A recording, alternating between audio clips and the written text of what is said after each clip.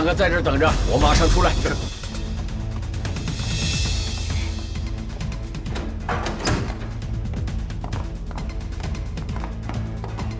你们俩守在门口，等我一会儿下来。是。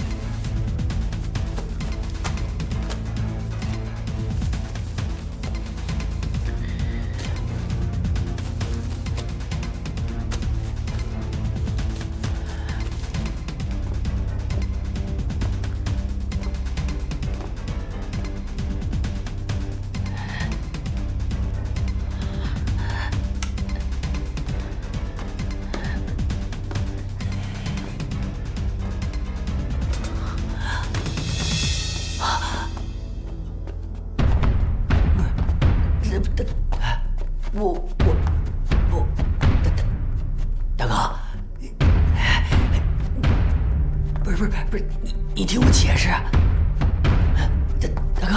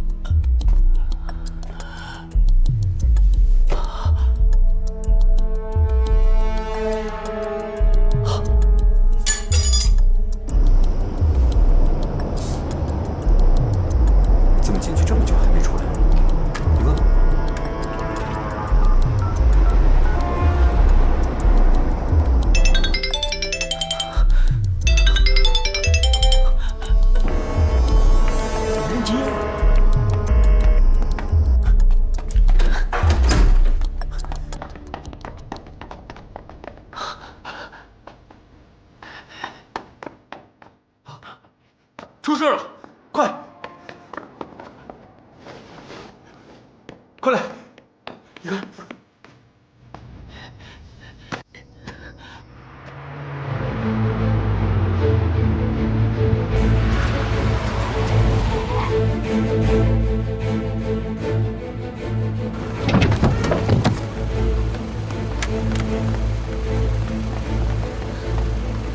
顾飞、家俊，你们从那边过去。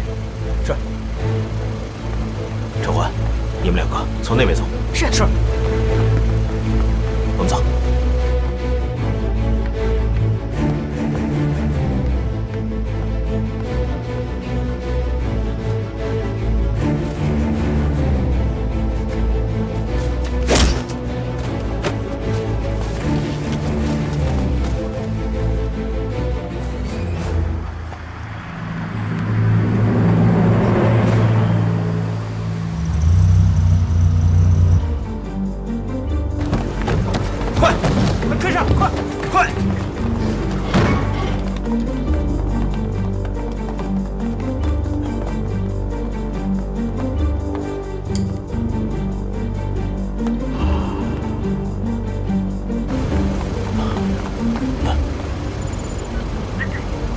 环境安全，发现李翔尸体。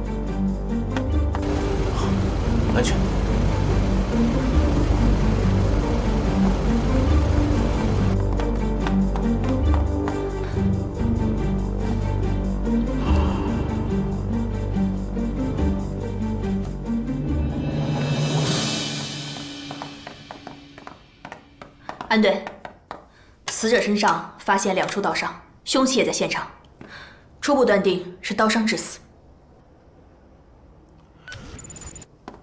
将军，通知海兵，立刻到现场，迅速。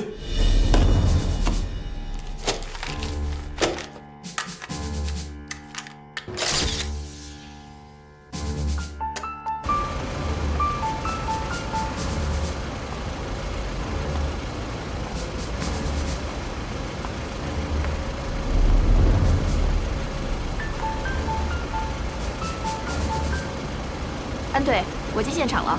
快去吧，都在里面呢。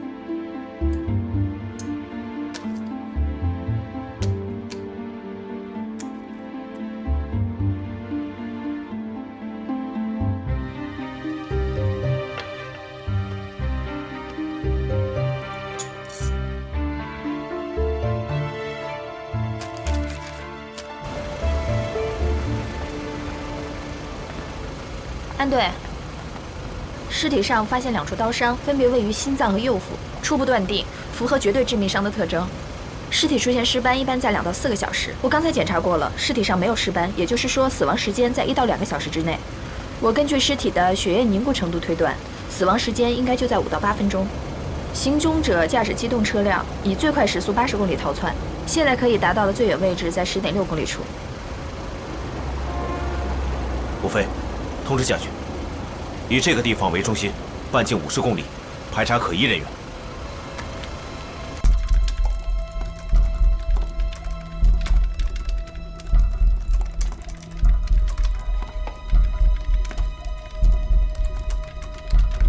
为我接通安雷。那我们先走了。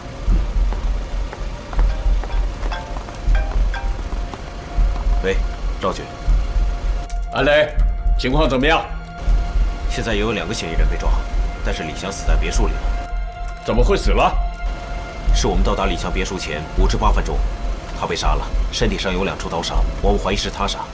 这个节骨眼上，会不会是杀人灭口？有这种可能。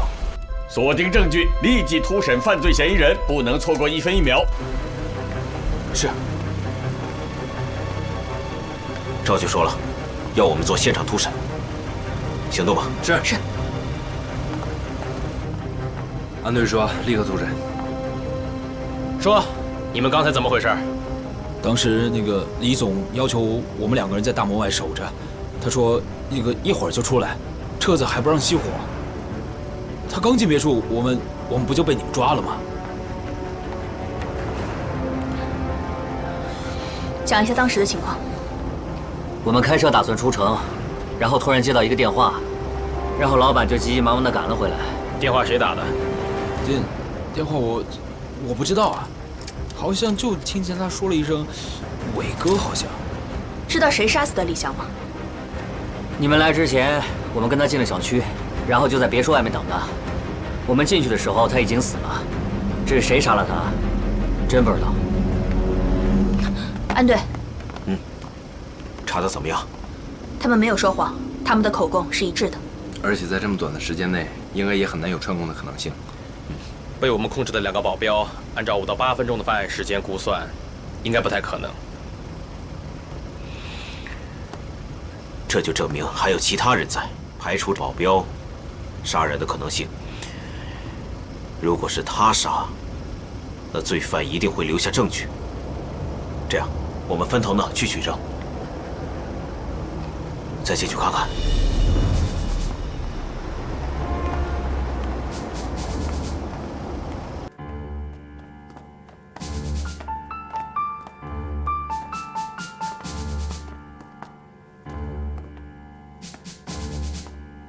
顾飞，上楼看一下。是。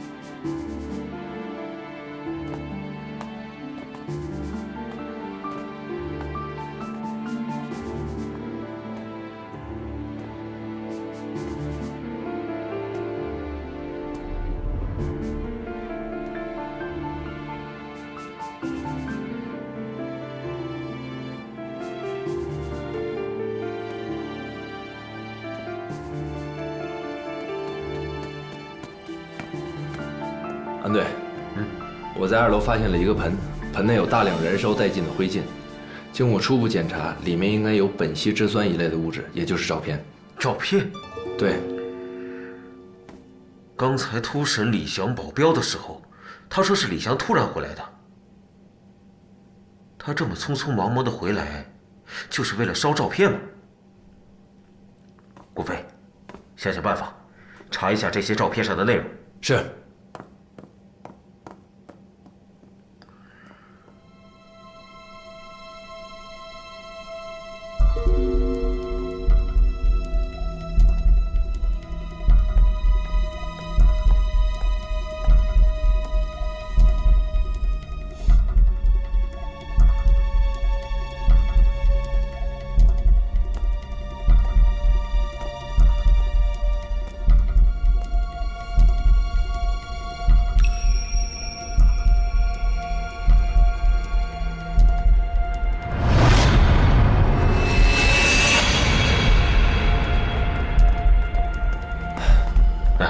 安队，交给物证科了。顾飞，你看一下，这个花瓶。这花瓶被人动过了。陈欢，你刚才告诉我，门窗都被人撬了，是吧？对。我怀疑是一个人干的，他想进入这个别墅，但是还不具有这种偷盗的技巧。你说的窗户上，那下面有一些碎屑是跟窗户一体的，是不是？是。那他还是进来了。陈欢，你刚才告诉我，门窗都被人撬了，是吧？对。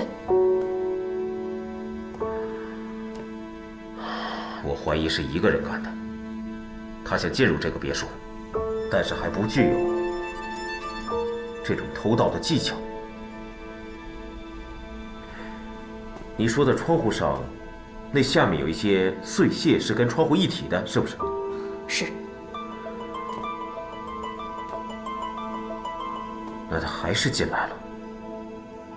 他之所以能进入到这个别墅里边，只有通过饭厅的窗户。我刚才看了一下，饭厅的窗户上一点撬过的痕迹都没有。那由此可以证明，当时的案发现场，这个窗户应该是开着的。也不是所有的小偷都会撬锁，具有开锁技术的小偷想开这个锁只需要15秒。目前的住户的户门基本上使用的都是贝雷锁，当然也会有例外。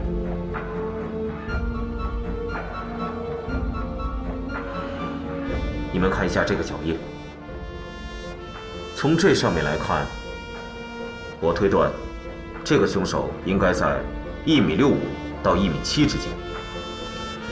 如果从脚印的深浅程度上来看，凶手应该是个男性。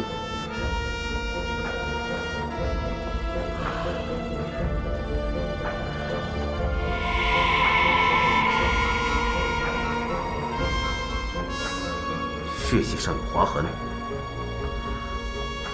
会是什么划的呢？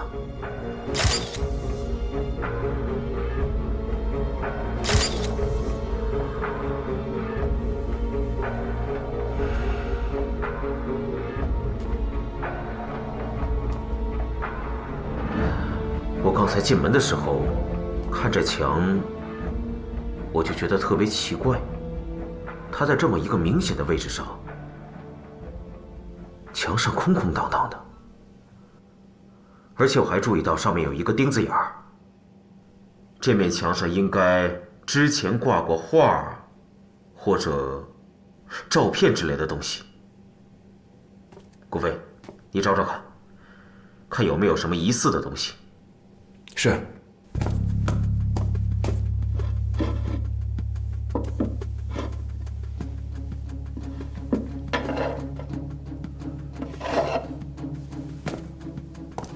对，你猜对了。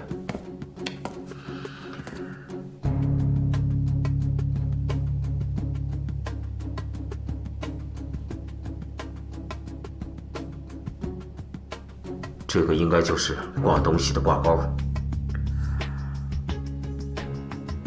它的物质成分跟墙面的物质成分应该是一样的，说明它是刚刚才掉落的。为什么？之前这里应该挂着一幅比较重要的相片，或者是比较重要的画。如果说原来挂在这里的东西现在消失了，那就很可能是一起盗窃案。小偷正好碰到回来的李翔，他就杀人灭口。这只能说是一种假想。还有一件事我没搞明白，这个花瓶，他为什么要移动这个花瓶呢？很可能是小偷想偷走这2个名贵的花瓶，可是很奇怪，他为什么没把花瓶带走呢？你继续。如果是小偷想偷走这2个花瓶，正好碰到回来的李翔，他拿起了匕首捅了他几刀。不对，很奇怪，他手里拿着花瓶，他为什么要去拿匕首呢？他应该是拿着花瓶去砸李翔。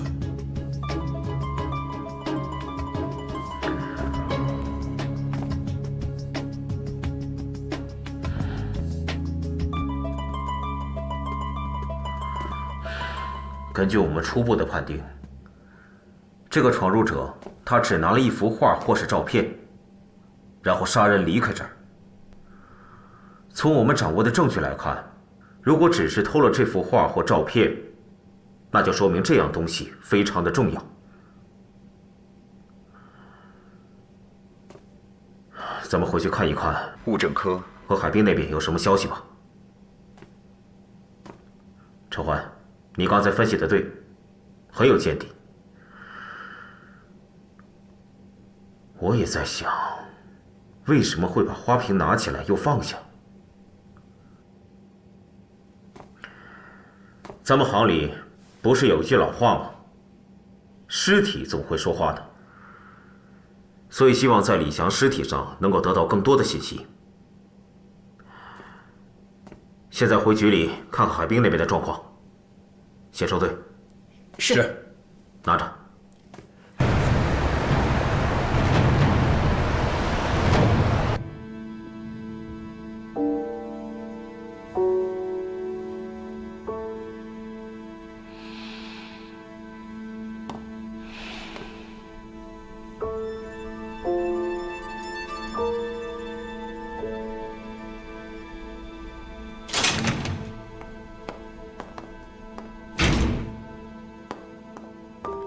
死者李翔，身高1.78米，体重58公斤。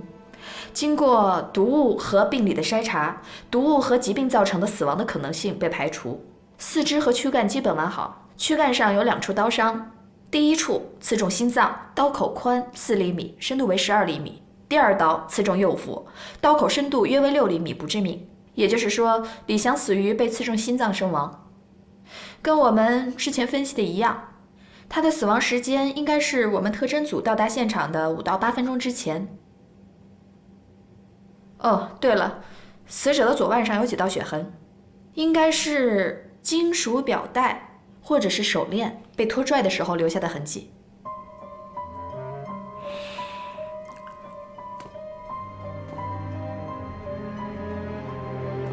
证物里面包含着手表和手链吗？没有。安队，这手表和手链不见了，会不会是图财害命呢？存在这种可能性，不过现在就下这结论有点不可取。如果手表和手链里包含着重要信息，安队，这李翔的尸体上并没有什么外伤。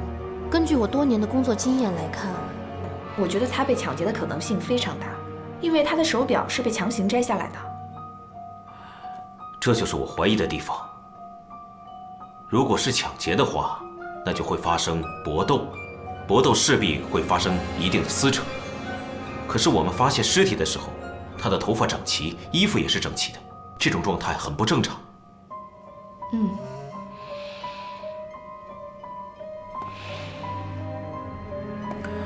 家军，你对现场取回来的火盆和灰烬做一下分析。是。陈欢，你对指纹做一下分析。是。海兵，还得辛苦你一下，再挖掘一些新的线索。好。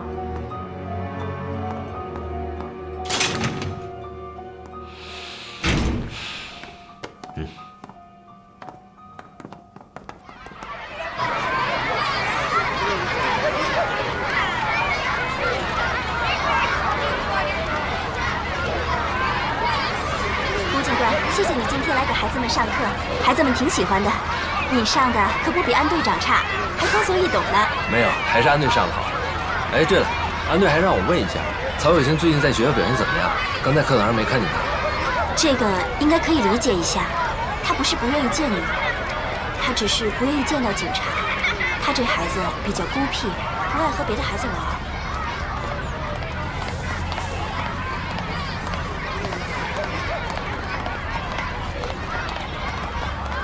吴警官，你放心吧。哎，奚老师你好。你好。几位？上完课了？上完了。天安里来的吧？老师，曹小新在哪儿？那儿。我去看看。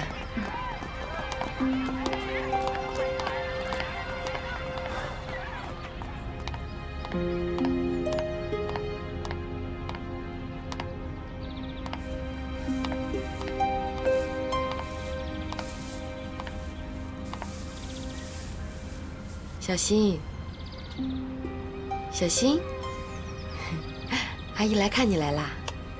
我给你带来好多好吃的，那我帮你打开，啊。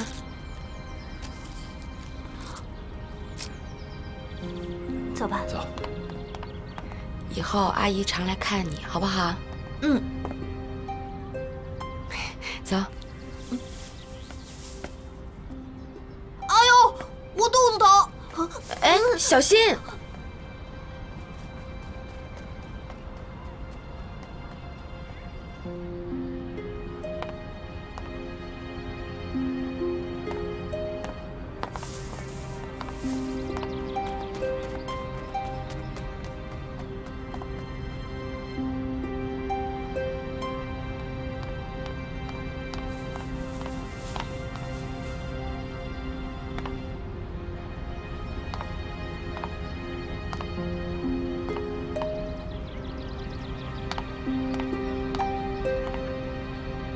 小新，小新，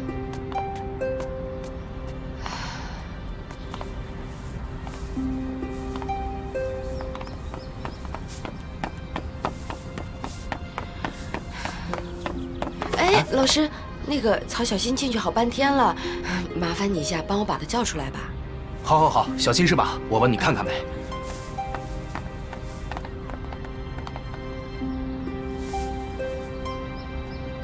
来，小星，来过来，来过来。小新，别让你妈着急。啊。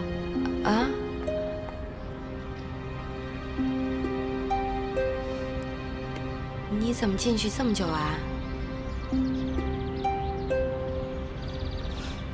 我送你回家吧。走吧，我们回家。只有爸爸妈妈、爷爷奶奶才能拉我的手。这样啊，那我拉着你的胳膊回家好吗？走吧。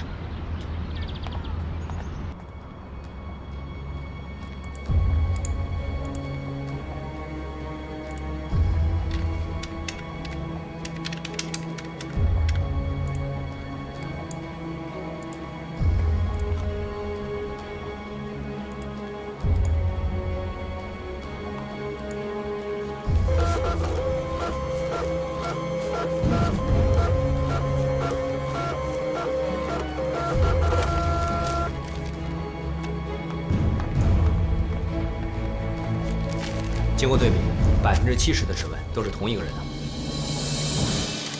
好，谢谢。不用。爷爷奶奶，哎呦，小新乖。回来了。你们好。啊，谢谢西小姐，我们俩身体很不好，麻烦你了。哎呀，没关系，有时间我会多来看看你们的，好不好，小新？那没什么事，我就先走了啊。西小姐慢走啊。西小姐谢阿姨慢走啊。再见。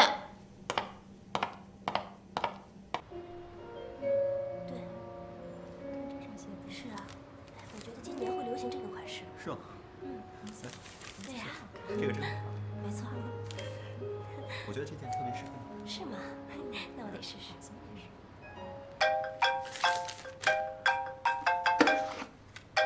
喂。在忙吗？案子怎么样了？这件案子不是很顺利，怎么样？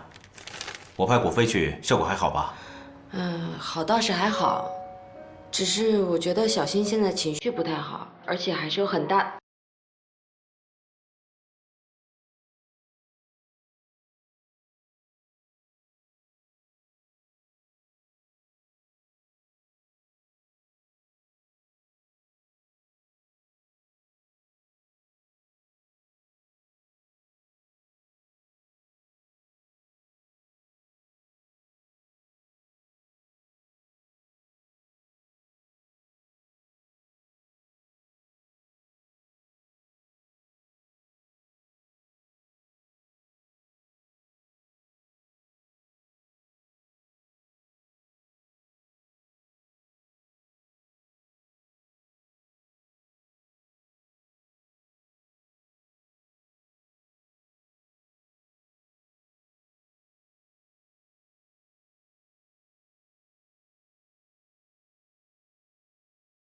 几天就好了。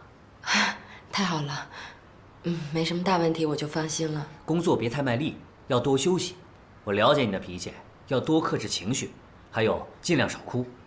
你的眼泪虽然对眼球有一定保护作用，但是泪腺的分泌物对你的眼睛还是有一点副作用的。谢谢。你的手术是钱院长主刀，待会儿在我这儿看完了，还是去找找他。他说虽然没必要多问，但是你的手术是一个基金会支持的科研项目，所以说他特别的关注。行，回头我去找他。好的，谢谢你。好，再见。再见。老同学，我想看看心脏解剖标本。这样啊，我马上去和解剖室联系一下。谢谢啊。没事。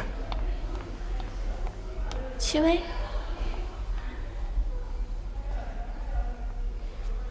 那是什么科呀？那边是眼科。眼科。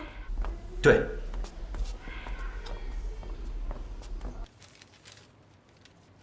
这次应该是先把这个地方，你看再往这边，这样就能办成了。这个，对，这个吗？对，是这样。大家的调查都有结果了吧？这样，在这儿汇总一下，说说吧。我先来吧。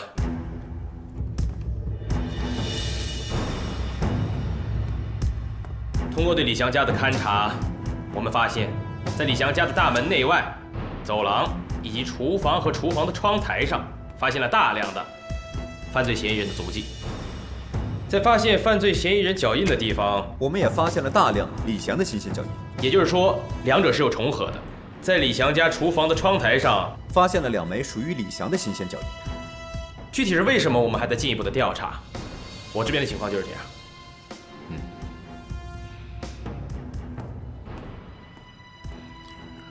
陈环，你的指纹调查有什么进展吗？好。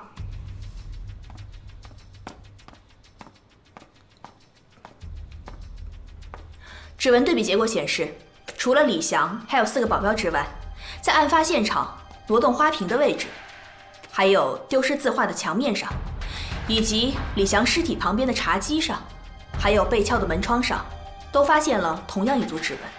这些指纹在其他的地方都没有采集到，这很有可能就是犯罪嫌疑人的指纹。我们把这些指纹合在一起，可以勾勒出犯罪嫌疑人的行动路线。他应该是先去撬门，没有撬开，后来撬窗，也没有撬开，从开着的窗户爬进了饭厅。他想偷东西，看了看花瓶，后来偷走了墙上的画。我们抵达现场前几分钟，李祥才被杀害，所以我们大家很纠结，他到底是被谋杀，还是意外呢？根据我们手里掌握的证据，这个嫌疑人并不聪明。进入了李祥的别墅，他碰到了李祥，他可能情急之下拿上了水果刀，刺向了李祥。之后，他拿着画逃跑。门外的保镖听到了里面的响声，冲了进来。这时候，李祥已经躺在了血泊之中。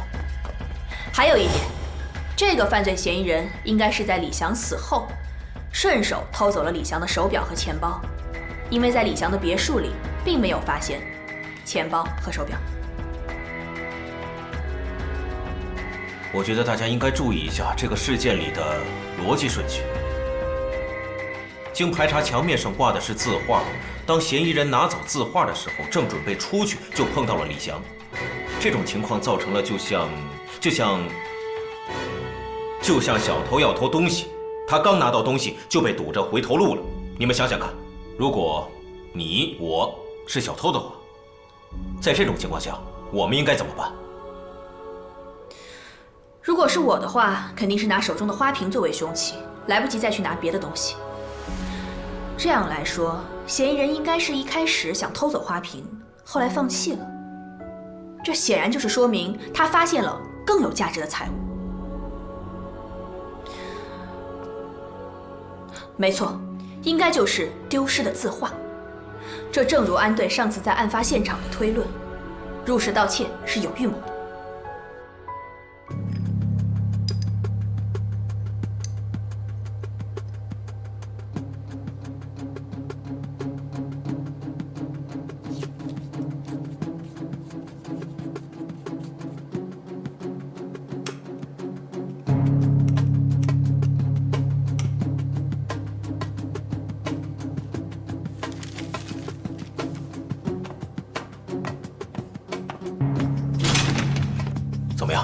通过我们刚刚用仪器对这些燃烧物进行技术分析，这些燃烧物是照片和纸张，并且我们在这些燃烧物中还发现了一些排列很奇怪的字母和数字，也许是账目和号码。账目和号码？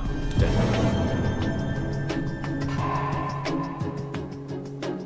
你能帮我破译一下吗？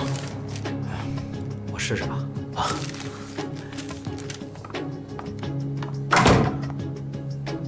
账目和号码。安队，李翔一直在偷拍秦薇薇，说明他异常关注她，又这么急于的毁掉证据，可能他是要撇清与秦薇薇的关系。说的没错。我记得案发当天，李翔的保镖供述，李湘正去机场。这么紧急的时刻，一个电话就能让他回来的人，我觉得这个人的嫌疑非常大。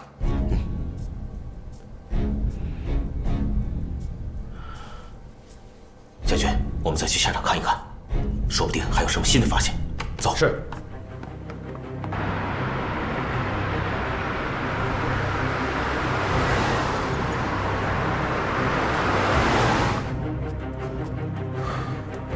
大家再仔细检查一下，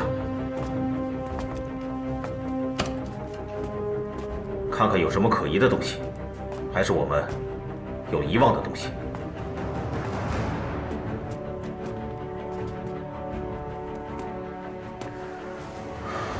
我记得我上次说过，这血迹上有划痕，但我一直搞不明白是什么东西造成这样的划痕。去查一查，看看什么东西跟它的大小相符，明白了吗？是。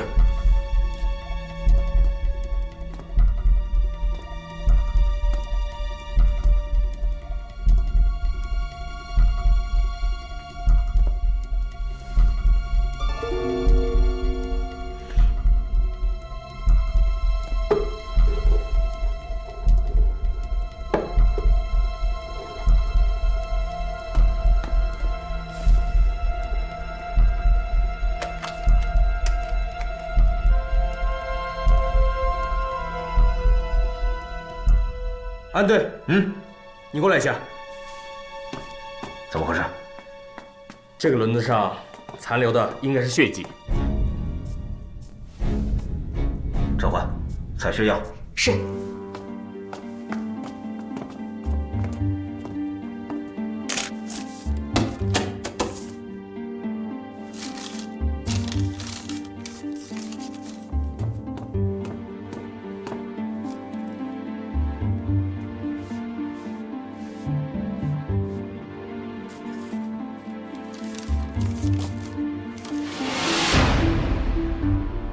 安队，我通过血液、血型和 DNA 对比结果显示，衣帽架轮子底下那滴血液是属于吕湘的。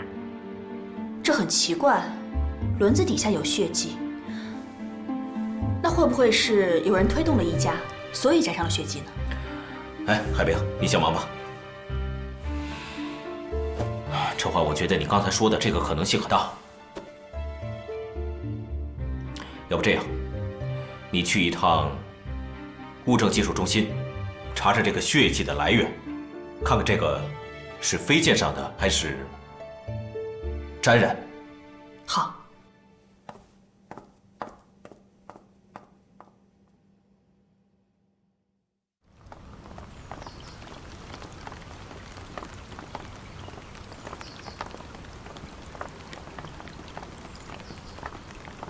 安队长，辛苦了。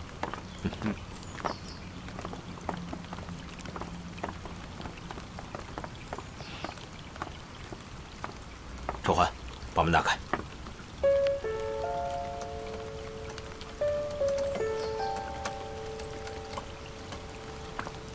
安队，打不开。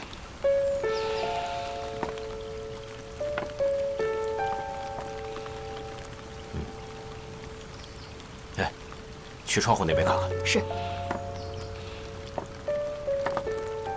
去后面看一下。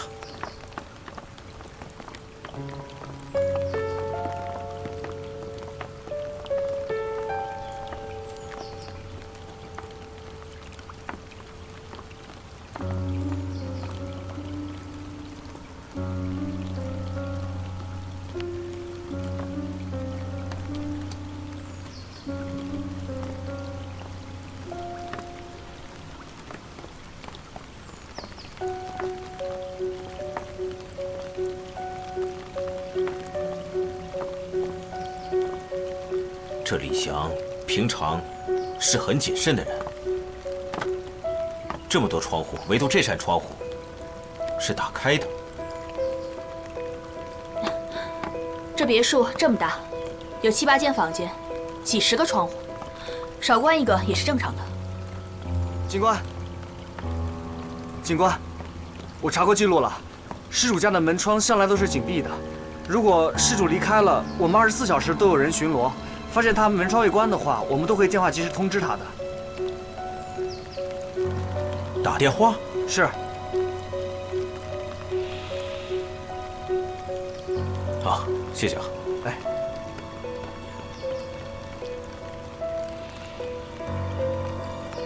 这样，我们扩大一下搜索的范围，在这个小区1公里之内，我们查一下可疑的丢弃物，尤其是手表，还有钱包。哦，对了，顾飞，再查一下这个小区的监控录像，仔细查一下。是。家俊，你们一起。是。安队，你细致的真像个女人。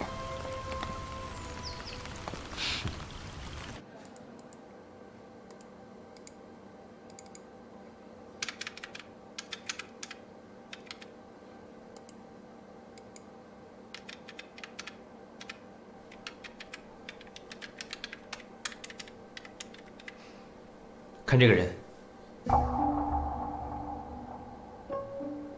行迹很可疑啊。以这个摄像头为中心，半径800米，我再查一下。好。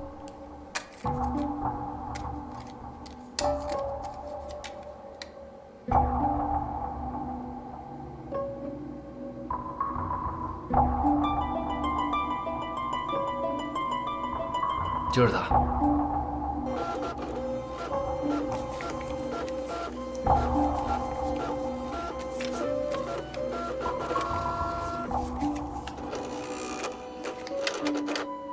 安队。对。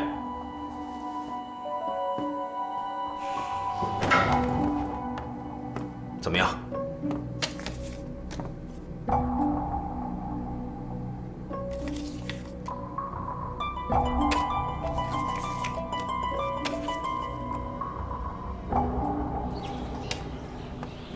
去问问他们吧。来，我来这个。哎，管住你，我管住你了。哎，我再看一看报单啊。你好，警察。请问这个人你们认识吗？这个是张文波吗？好几天都没看见了。他住哪儿？你们知道吗？城南废品收购站嘛。走，走。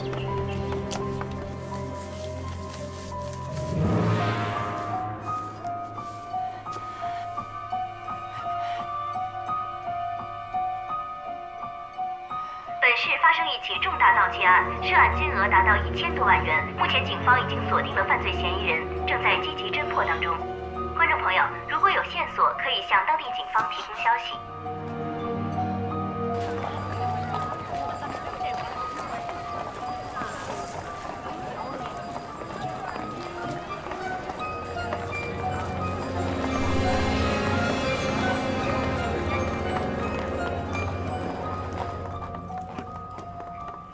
还远吗？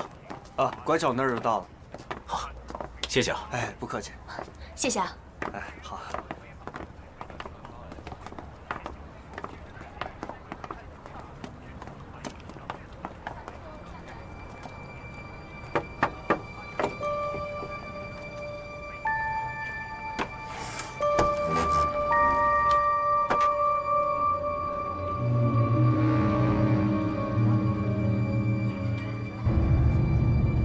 顾飞，夏军，干活。是。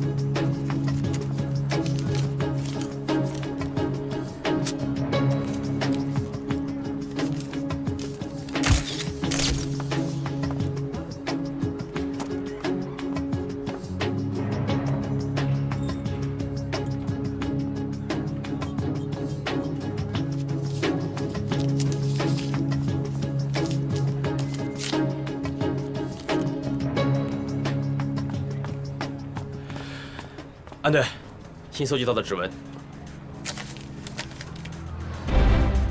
赵局，我们在张文波住处提取到的指纹和在李祥家提取到的指纹高度吻合，包括杀人凶器上的指纹。张文波现已逃窜，我请求立即通缉张文波。同意，立即发布通缉令。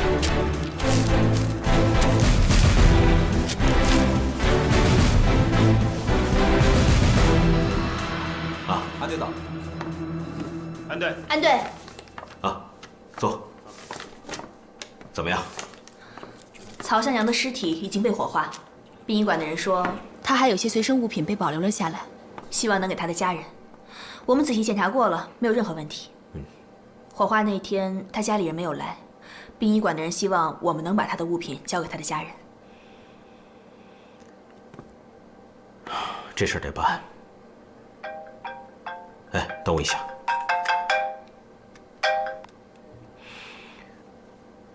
喂，西薇，能见个面吗？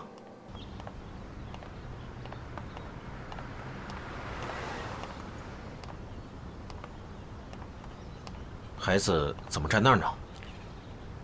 考试作弊，自己反省了。那是应该的。你这手上拿的什么呀？这是他爸爸的遗物，正好你在，你替我转交给他吧。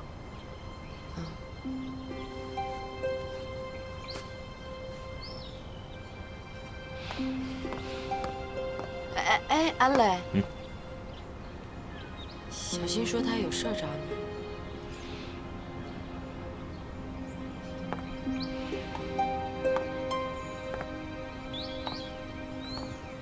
你等我一下。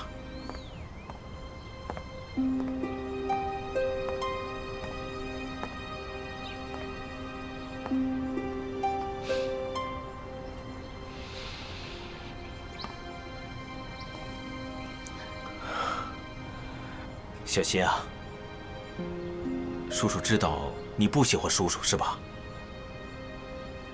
我爸爸呢？他已经火化了。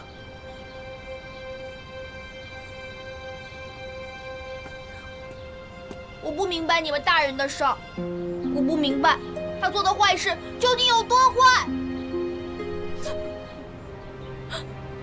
你们要让他死，我只知道，他这辈子做的最坏的坏事，就是让我和他这辈子再也见不到面了。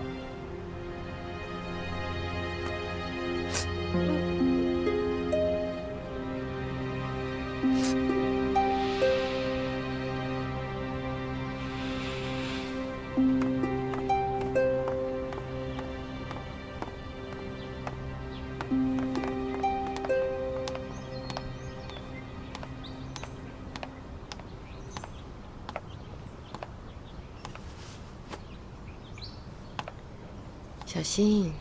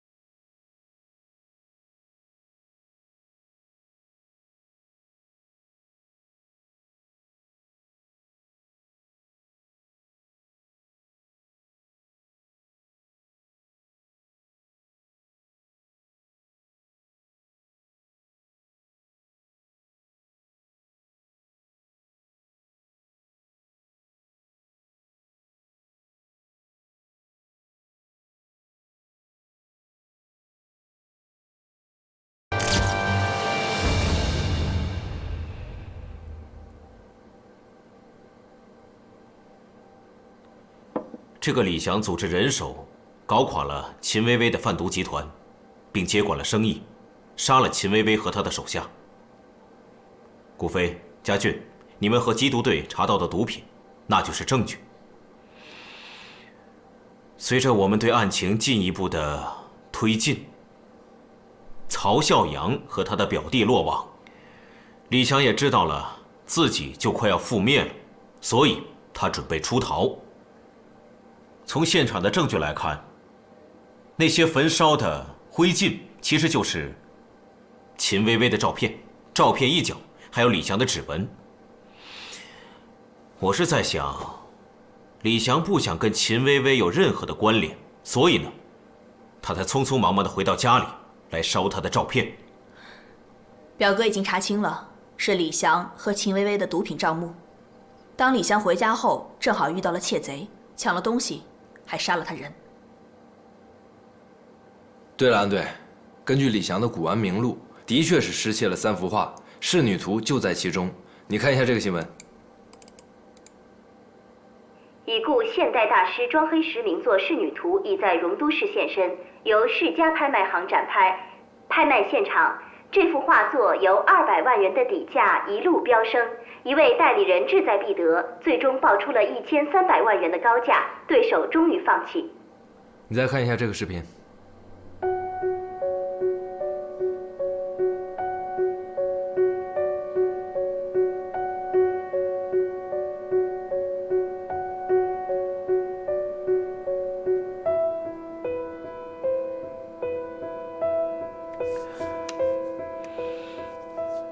这个买家应该是李翔。失窃的画正是仕女图。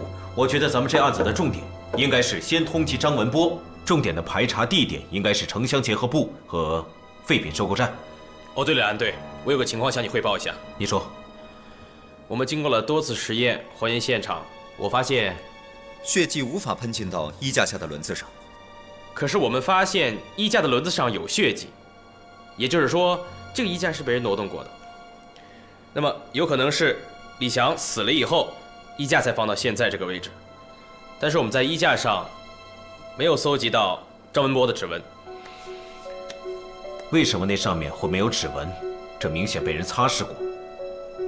你们觉得这个张文波他会擦掉这些指纹吗？我觉得不会。擦掉指纹的人，我觉得应该另有其人。组织消息称，张文波最有可能逃到这里，这个就是犯罪嫌疑人张文波。我们去问问。好，走吧。哎，您好，问一下，请问您见过这个人吗？这个人啊，没见过，没见过。好，谢谢啊。可是我们发现衣架的轮子上有血迹，也就是说，这个衣架是被人挪动过的。那么有可能是李翔死了以后，衣架才放到现在这个位置。但是我们在衣架上没有搜集到张文波的指纹。为什么那上面会没有指纹？这明显被人擦拭过。你们觉得这个张文波他会擦掉这些指纹吗？我觉得不会。擦掉指纹的人，我觉得应该另有其人。组织消息称，张文波最有可能逃到这里，这个就是犯罪嫌疑人张文波。我们去问问。好，走吧。哎，您好，问一下，请问您见过这个人吗？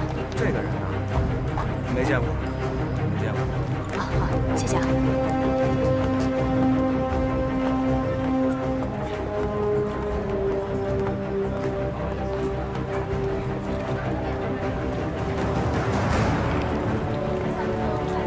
哎，大爷您好，请问一下，您认识这个人吗？你去那边看去吧，啊，那边。行，好，谢谢啊。没事。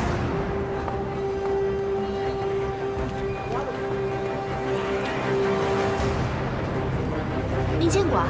那边，行，谢谢啊。哎，这位位大哥，问一下，您见过照片上这个人吗？你想想。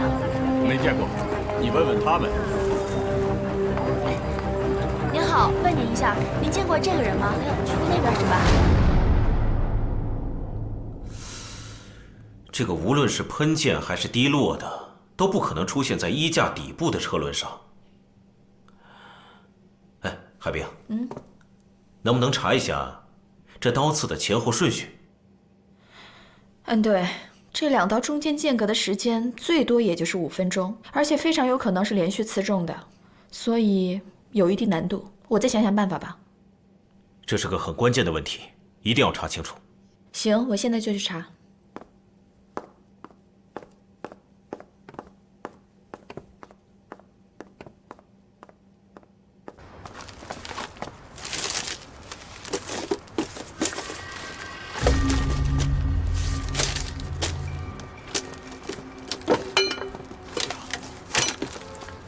张文博，站住！别跑！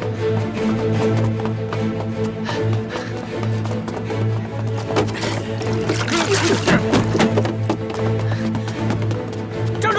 站住！好。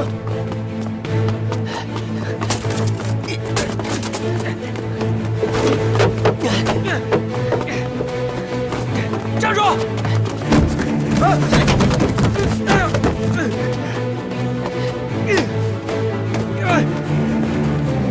站住！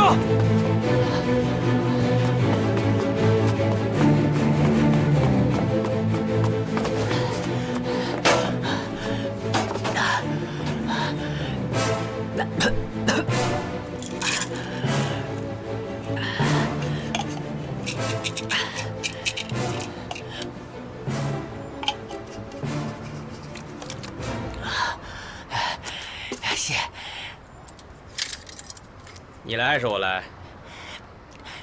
我自首。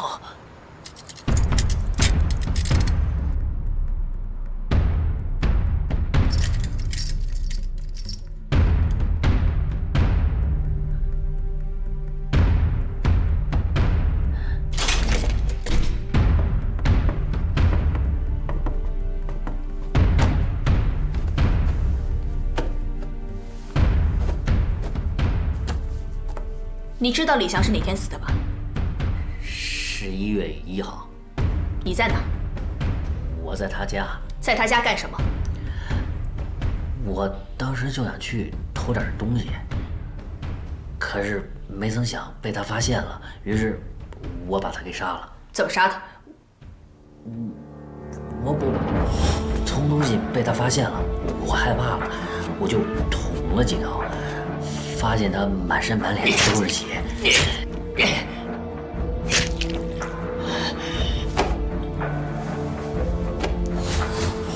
一摸脉搏没了，我就知道他死了。捅了几刀？捅在什么位置？1、2刀，2、3刀。刀哪儿来的？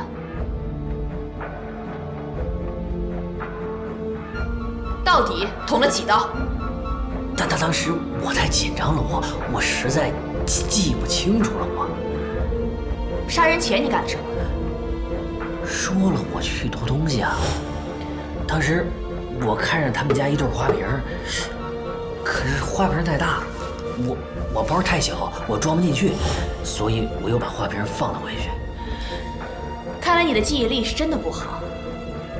我来提醒你一下，你偷了他们墙上的画，说。画呢？画？什么画啊？我没拿。老实交代。我真不知道什么画啊。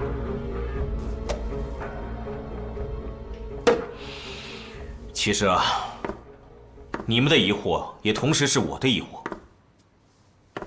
我总有一种感觉，那幅画背后肯定隐藏着李翔被杀的一些重要线索。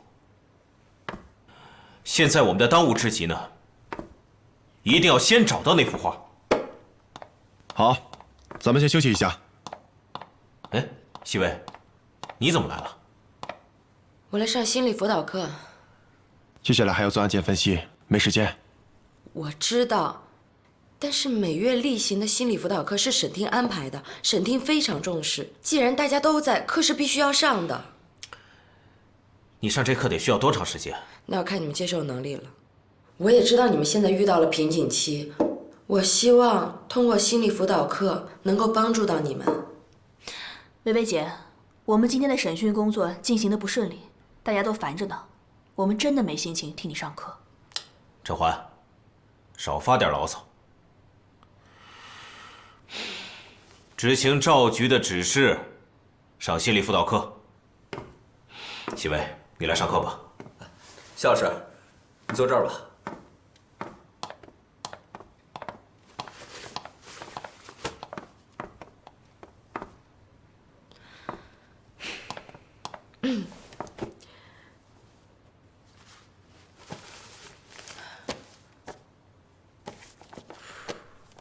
我们今天的心理辅导课，就来分析一下张文波这个案件。虽然说你们现在已经抓到了张文波，但是你们每个人还这么焦虑烦躁，我想肯定是跟张文波的供述有很大的关系。张文波一定给你们隐瞒了很重要的线索，对你们产生了强烈的抵抗。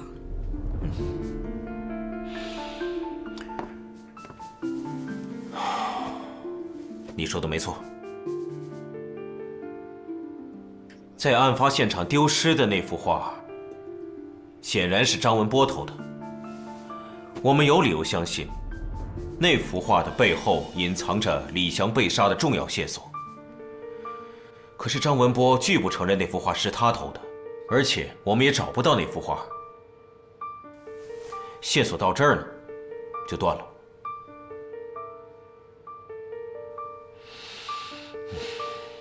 所以我觉得，你们应该明白，犯罪行为的产生跟当事人内心世界的发展、行为和变化是产生关联的。你们不能只看表面来判断张文波的作案动机。如果这样的话，张文波反倒会产生破罐子破摔的态度，这样对你们找到案件的真实性会产生严重的误导。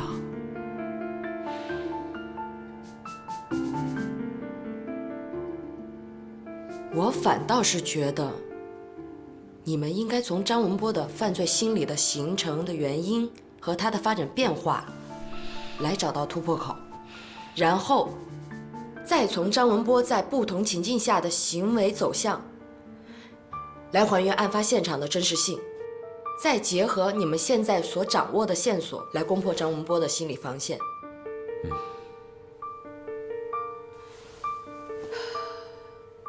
其实我觉得，你们能在这么短的时间内掌握这么多的线索，已经非常不容易了。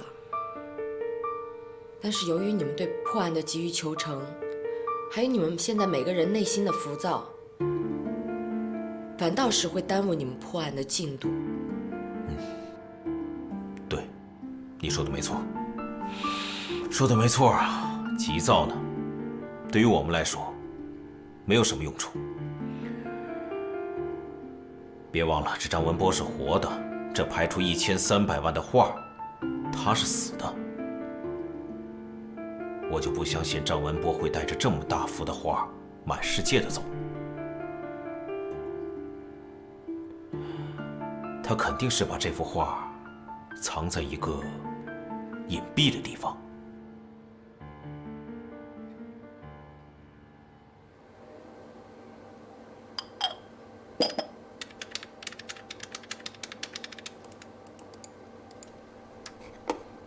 佳俊，快过来看一下。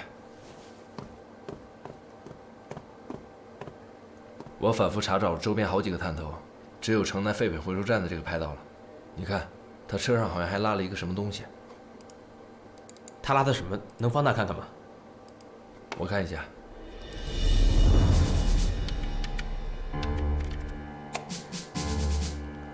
好像是个沙发。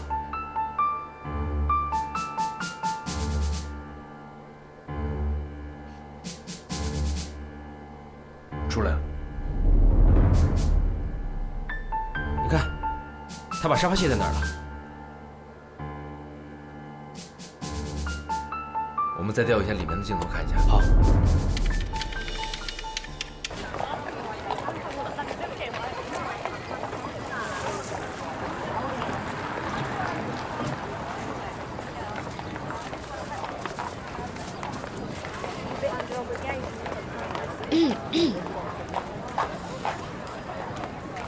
哎，你怎么在这儿啊？我怎么不能在这儿？我来配合安队长，顺便看看安大队长怎么能够找到那幅画。我是在工作呢。我也是在工作呀。你别忘了，上面是有文件的，我可以选择任何时候配合你们的工作。好，那你得听我的。好，走吧。我去问一下。哎，我来。师傅。哎，我们想看下二手家具。哎，还是老乡啊！要二手家具啊？那边右拐过去都是。啊，好，谢谢。啊好。走。哎，四川话说的不错呀。哼。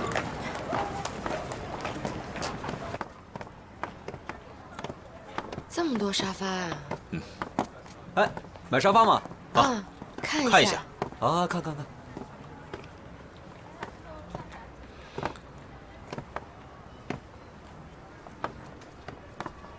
这么找不是大海捞针吗？先不急。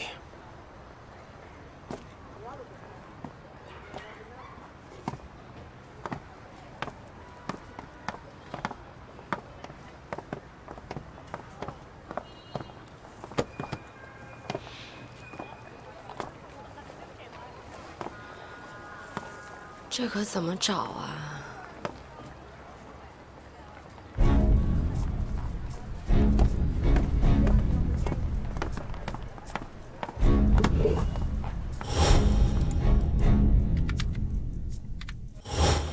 老板，我就要这个。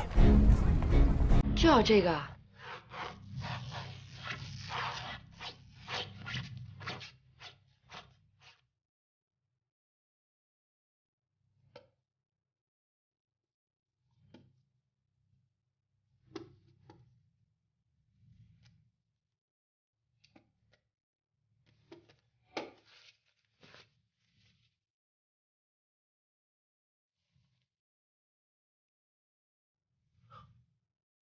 拿着。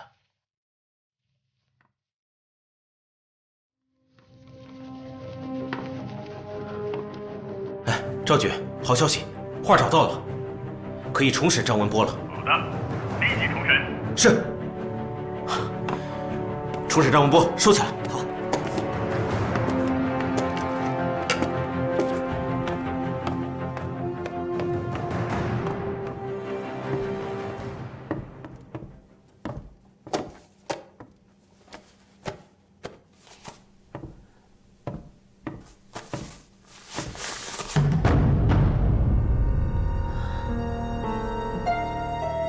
这回你该说了吧？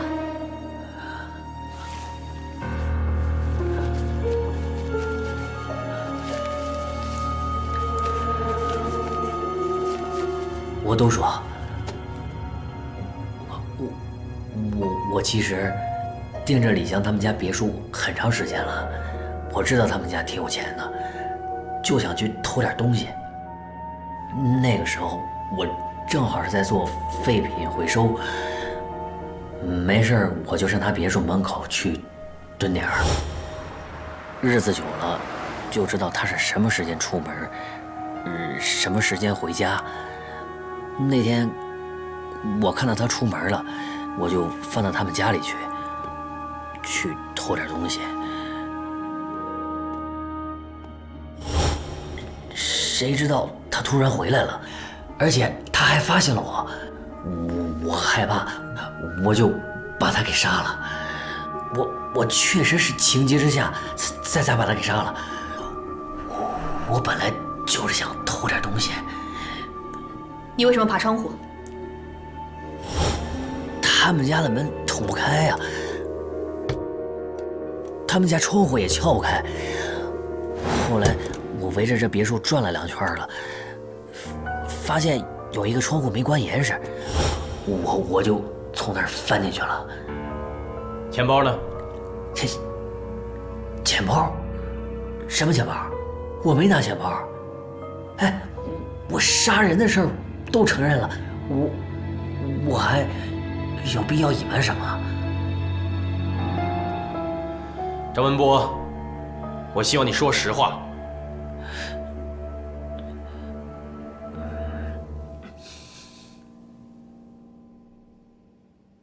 证言和我们推理的完全吻合，是不是可以水落石出了？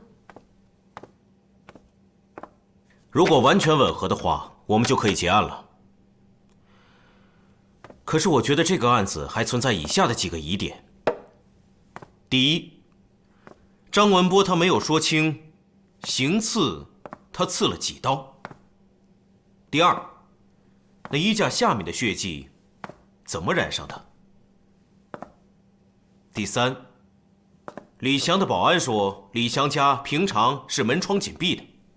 第四，我们还没有找到造成手腕伤害的手表或者手链。还有一点我一直没有想明白，如果李翔他想要逃跑的话，应该他的行李或者身上能找到大量的现金，可是我们并没有找到这个物证。他有保镖，保镖带钱就可以了。有没有这种可能性？嫌疑人偷走手表或者手链的时候，抢走了钱包呢？你们迅速到案发现场周边寻找一下证据。领导很重视这个案子，这可能是他今年抓的最重大的案子之一。上级领导呢，也调看了秦薇薇和张文波的案件。在这个案件中，如果人证物证俱全，就提交给检察院提起公诉吧。赵局，我可以理解上级领导的心情，可这案子存在很多疑点，不能结案呐。他本人都承认了杀人经过，而且现场有他的录像、脚印、指纹，我就不明白了啊！如此强大的闭合链，怎么就不能结案？赵局，你了解我的做事风格，如果我定案的话，我就把它定成铁案。我只给你1周的时间，到时候移交检察院和其他严打一起处理。赵局，别说了，执行命令。